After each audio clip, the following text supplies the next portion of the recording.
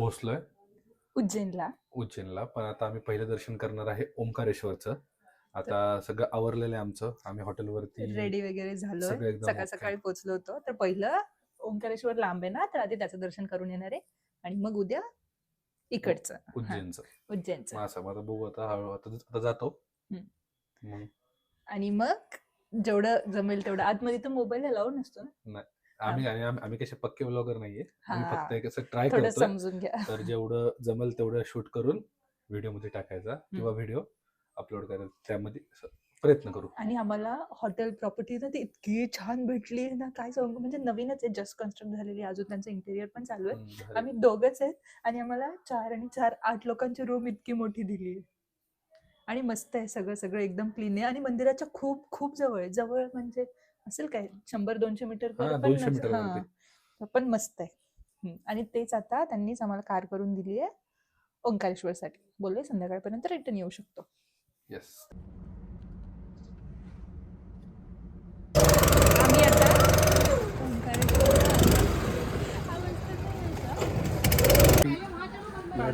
मॅडमनी युट्यूबवर व्हिडिओ बघून VIP हे घेतलं होतं, पास घेतला होता. मग ते झालेलं आहे काम. आणि हो, सगळ्यात महत्त्वाचा पार्ट म्हणजे प्रत्येकजण इकडे येऊन हे आधार कार्ड वगैरे चेक करतात प्रॉपरली. त्याच्याशिवाय एंट्री भेटत नाही. फक्त आधार कार्ड असेल ना, पॅन कार्ड ना काय, आधार कार्डशिवाय आपल्याला इथे एंट्री भेटत नाही. तर आधार कार्ड जर तुम्ही येत आहे VIP पास काढताय तर महाकालेश्वरला सुद्धा आणि ओंकारेश्वरला सुद्धा तुम्हाला आधार कार्ड हे कंपल्सरी आहे. तर लक्षात ठेवा. हे कधी विसरू होतं. आता बघू आतमध्ये अलाउड आहे की नाही. अलाउड असेल, अलाउड हां, ते तिकीट पास वगैरे सांगतो मला. अलाउड असेल का नाही काय पुढचं माहिती नाही आपल्याला. बघू, बरं आलंच तर तुम्हाला तसं कळू. आम्ही सजेस्ट करू की तुम्ही पास आधीच काढून ठेवा, म्हणजे आयत्या वेळी गडबड नको. ते तुम्ही ओंकारेश्वरच्या ऑफिशियल वेबसाईटवरून काढू शकता, ज्याची किंमत आहे काहीतरी अराउंड 300 पर पर्सन आणि स्लॉट वाईज बुकिंग होतं. फायनली आम्ही आता VIP लाईन, तर VIP लाईनला पण एवढी गर्दी होती आणि VIP लाईनला सुद्धा एवढी घाई गडबड होती, मला सांगू शकत नाही. हे बघा निकेता, दाखव निकेत. बघू आता परत मोबाईल पण नको घ्यायला, ठेवतो मोबाईल.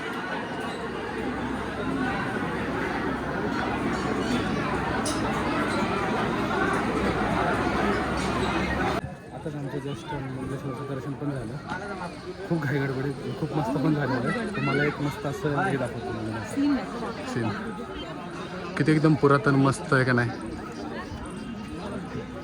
आणि ओंकारेश्वरला आल्यावरती इथे निदान इकडे ह्या मंदिरातून पाया तरी करून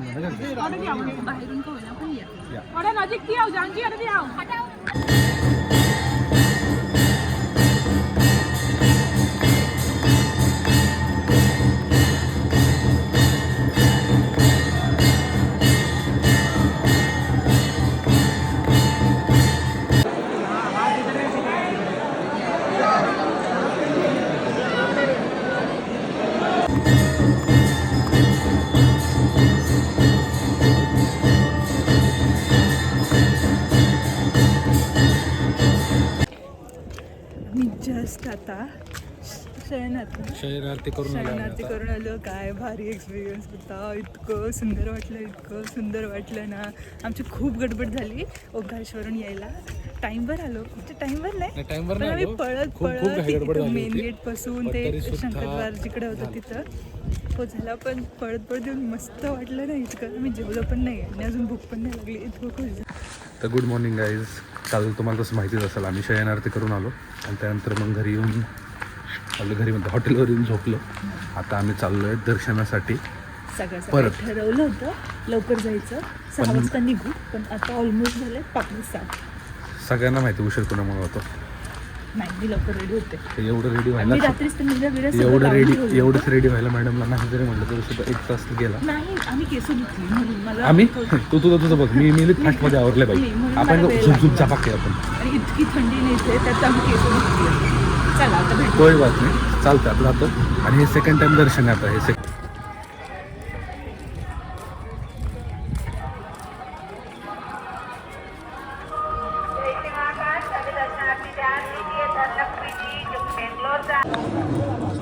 आता आम्ही आलोय काळभैरव दर्शनासाठी. तिथं प्रत्येक जण जेव्हा उज्जैनचं दर्शन झाल्यानंतर काळभैरवला 100% येतं.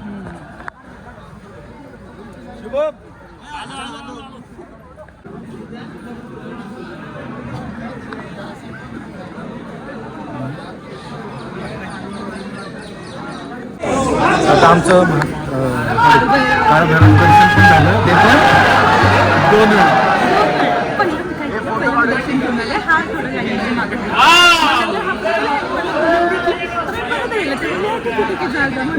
आणि आरती पण भेटली. झालं दर्शन एकदम मस्त झालं.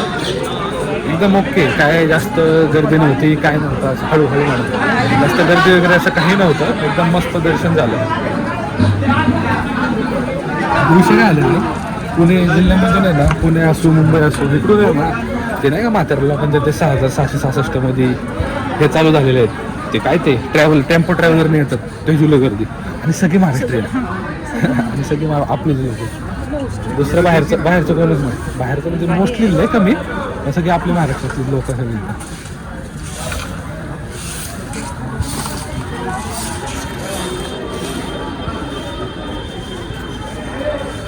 माहिती ते बांधतात, ते काय म्हणत असेल तर काय नसेल तर बांधून ठेवतात, ते मागतात, मग ते पूर्ण होतं असं म्हणतात. काय आम्ही मागितलं नाही, आम्ही नाही मागत काय, आम्ही जे आहे त्यातले सुखी.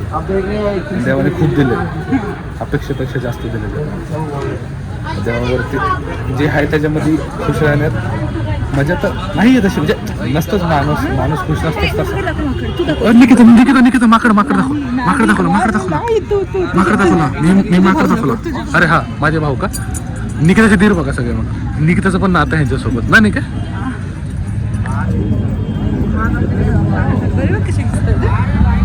बरोबर आहे बघा. निकिता झालं आता दर्शन. आता कपडे आता जरा हे घेऊ आणि डायरेक्ट कल्टी. तर नमस्कार. आता आम्ही आलेलो आहोत आमच्या तिसऱ्या चौथ्या स्पॉटवरती, जे आहे माता बगलामुखी मंदिर, जे आहे नलखेड्यामध्ये, म्हणजे MP आणि राजस्थानच्या बॉर्डर दरम्यानच काहीतरी आहे. ते तिकडे आलो होतो. हे मंदिराची म्हणजे लईच नाव ऐकलं होतं, लईच खासियत आहे. मी तुम्हाला एक क्लिप दाखवतो फक्त. मी तुम्हाला जस्ट हवनचं तुम्हाला दाखवतो.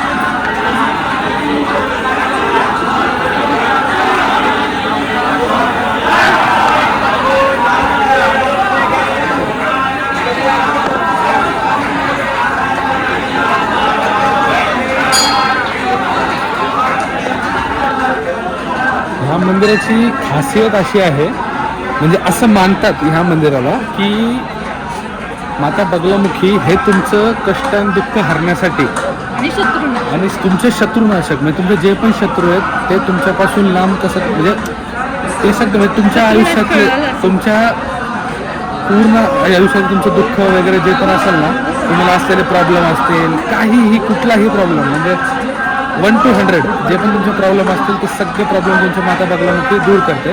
माता बगलामुखी हे दुर्गा माताचं एक अवतार आहे. म्हणजे असं शक्तिपीठ नाही का, ते वेगळ्या शब्द होते मी. पांडवकालीन मंदिर आहे. लय डेंजर चाललंय. हवन वगैरे लय डेंजर चाललं होतं. एकदम डेंजर विषय. असं छान आहे मंदिर. आम्ही आता जस्ट देवीच्या पाया पण पडून आलोय आणि दर्शन वगैरे पण एकदम चांगलं झालं. दर्शन जास्त वेळ नाही, 10 मिनिटच लागतात. आपल्या MHच्या पण इथं खूप लोक आहेत. MH आपल्या महाराष्ट्रातले पण खूप लोक आहेत. खूप चांगली मान्यता आहे इकडे देवीबद्दलची. तर जर तुम्ही कधी आले उज्जैनला तर या, तुमचे काय प्रॉब्लेम असतील ते नक्की देवी दूर करेल. हां, फक्त 1-2 तासामध्ये पोहोचलो आम्ही आणि दर्शन पण झालं, सगळं झालं. तेच बघत होतं आता लय म्हणजे. आणि खरं एकदा येण्यासारखं मंदिर आहे. तर तुम्ही नक्की एकदा या. काय असेल तुमचे प्रॉब्लेम ते देवाला सांगा, देवीला सांगा. देवी नक्की ते तुमचे प्रॉब्लेम ते दूर करेलच, तर काय वाद नाही. पण एकदम असं हवन वगैरे सगळं डेंजर चाललं. परत का दाखवत तुम्हाला. हो काय दिसतंय का नाही काय माहिती नाही तुम्हाला.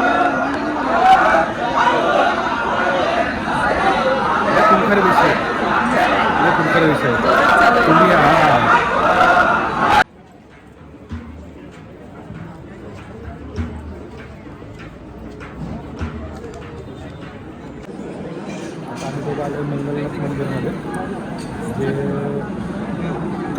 मंदिराच्या पुढंच होतं, जे आम्हाला माहिती नव्हतं. आम्ही आलेलो आहे आणि आम्हाला आत्तापर्यंत सगळ्यात जास्त लाईन या मंदिरात लागली गर्दी ती या मंदिरात होती.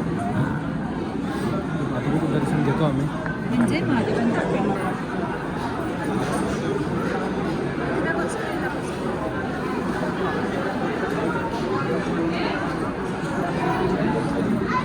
दर्शन झालं किंवा बघू.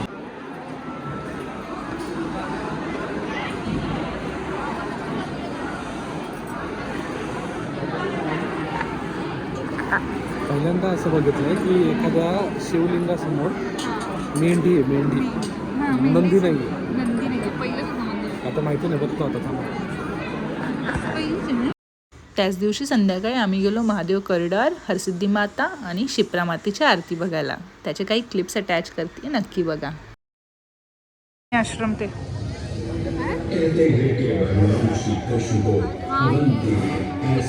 बता रहे हैं कैसे उन्होंने